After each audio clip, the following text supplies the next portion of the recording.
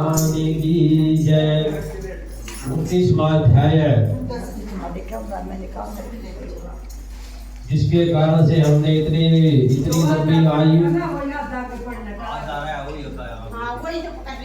जिसके कारण हमने इतनी लंबी आयु पाई है उसको सुनो। पहले जन्म में हम मांस खाने वाले गिद्ध थे। एक समय कार्तिक शुक्ल नवमी को श्री विष्णु के मंदिर पर बैठे हुए थे। तभी एक शिकारी ने हमको बाण मारा जिससे हम घायल होकर मंदिर में आ गिरे। उसी समय मांस के लोभी एक कुत्ते ने आकर मुझको पकड़ लिया। उसी कुत्ते को देखकर और कुत्ते भी वहां पर आ गए और वह कुत्ते उनके डर के मारे मंदिर के चारों ओर चक्कर लगाने लगे।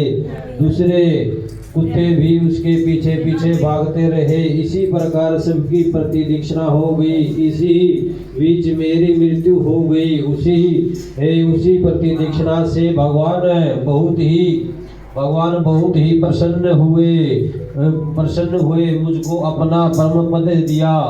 और यह बात सुनकर इंद्र आदि अत्यंत प्रसन्न हुए और उन्होंने विधि पूर्वक भगवान का पूजन तथा प्रतिदीक्षिणा की। नारद जी से कहते हैं कि हे राजा, कार्तिक शुक्ल नवमी सतयुग की आदि तिथि है। इस दिन भगवान की पूजा, प्रतिदीक्षिणा, दान, तप तथा यज्ञ करने से कई गुना फल प्राप्त होता है। बोल विष्णु भगवान की जय। यदि कार्तिकेय कृष्ण नवमी को मथुरा में जाकर भगवान की पूजा व प्रतिदीक्षिणा की जाए तो उसके फल का तो कहना ही क्या है। प्रतिदीक्षिणा में कितने पग उठते हैं, उसके इतने ही कुल वैकुंठ में जाते हैं। यदि मथुरा पूरी दूर हो तो अन्य किसी स्थान पर प्रतिदीक्षिणा करे। यदि वह भी न हो सके तो ब्राह्मण विष्णु की मूर्ति, गो के स्थान, शालिग्राम और तुलसी की प्रतिदीक्षिणा कर ले। समुद्र पर्यंत सारी पृथ्वी की परिक्रमा करने से जो फल मिलता है वही शालिग्राम तथा तुलसी की प्रतिदीक्षिणा करने से फल प्राप्त हो जाता है।